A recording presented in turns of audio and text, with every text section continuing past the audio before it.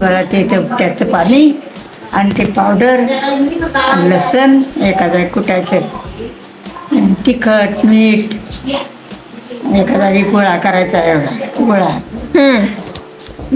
लसण कुटायचा त्यात. हा.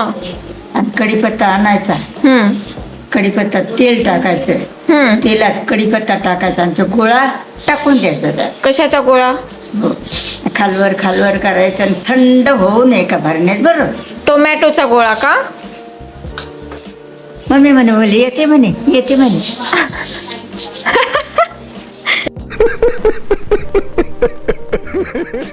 मम्मीला येत नाही का? मम्मीला येत नाही का चटणी ती? नाही. तुला येते का? घरी करून दिली, लई घरी करून. तुला येते? अरे ठरले बी. तुला येते का? हो. येते? ते झालं असं बारीक झालं का? बारीक केलं, पावडर सारखं केलं. त्यातून काढत होते. ते हालेरातून काढायचं. हालेर का मिक्सरातून काढायचं. हा, बारीक होते. हो. आता पहिलं तर बारीक झालं. आता बारीक काढायचं. टोमॅटो मिक्सर मधून काढायचे. नुसतंच काढायचं पहिलंच. आणि मग ते काढल्यावर पुन्हा मग तिचं पाणी, लसण, तिखट मीठ एका जागी कुटायचं. गोळा करायचा, असा गोळा. कढीपत्ता आणायचा, तेल टाकायचं कढईत आणि कढीपत्ता टाकायचा तेलात आणि मग ते गोळा टाकायचा. खालवर मिक्स करायचं. झालं. ओके. लय बायला येत नाही. मम्मीला पण येत नाही ना? मम्मीला येते का? मम्मी मम्मी म्हणते येते मला. येते का पण? नाही. इमेल बायच्या घरी करून दिले मी. ते कोयळीला पाठवलं, कोयळीली. ठीक आहे, करते मी करते. तर आधीच्या क्लिपमध्ये जी बोलत होती ती माझी आजी होती म्हणजे ही वाली इथे जी दिसतीये ना ऑरेंज लुगड्यावाली, ती माझी आजी आहे. तर ती व्हिडिओमध्ये असं म्हणत होती की तिच्या सुनेला म्हणजे माझ्या मम्मीला ती टोमॅटोची सनड्राईड चटणी जमत नाही. तर त्याचं कारण असं आहे की मी लहान होती तेव्हापासूनच माझी आजी ती वाली चटणी बनवायची आणि त्याला खूप डिमांड होती. म्हणजे घरात सगळ्यांनाच खूप आवडायची ती चटणी आणि तेव्हापासून तिला असं वाटतं की ती चटणी फक्त तिलाच येते. हा म्हणजे थोड्याफार प्रमाणात ते खरंही आहे की तिच्यासारखी चटणी ती अजून तरी मी म्हणजे कोणाकडून खाल्लेली नाही आहे.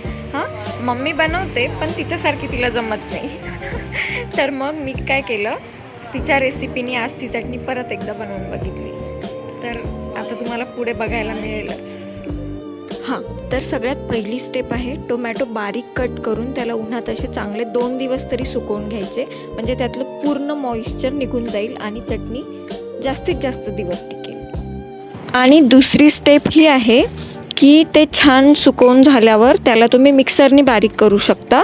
बारीक म्हणजे फाईन पावडर नाही, थोडं टेक्स्चर राहिलं पाहिजे. पण माझ्या अंगात खूप किडे असल्यामुळे मी खलबत्त्यामध्ये ते वाटून घेतले, ज्याने चटणीला ऑथेंटिक अशी चव येईल. तर हे बघा, एवढी मेहनत घेऊन सुद्धा ते इतकंच बारीक झालं. त्यामुळे आता मला ते चाळणीने चाळून घेऊन मग ते परत बारीक करायला लागणार आहे. चाळणीने चाळलं म्हणजे त्याची ती जशी चटणीचं टेक्स्चर आपल्याला पाहिजे तसं आपल्याला टेक्स्चर मिळेल. तर ते सगळं चाळून वगैरे घेतल्यावर हे असं दिसतंय त्याचं फायनल टेक्स्चर. नेक्स्ट स्टेप ही आहे, चिंच चांगली 2 तास पाण्यामध्ये भिजवून ठेवायची, जेणेकरून चिंचेचा जास्तीत जास्त पल्प आपल्याला मिळेल.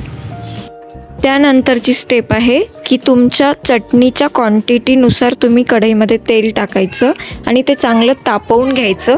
त्यानंतर जिरे, मोहरी, लसूण आणि कढीपत्ता आणि लसूण जास्त घ्या, कारण त्यामुळे चटणीला चांगली टेस्ट येते.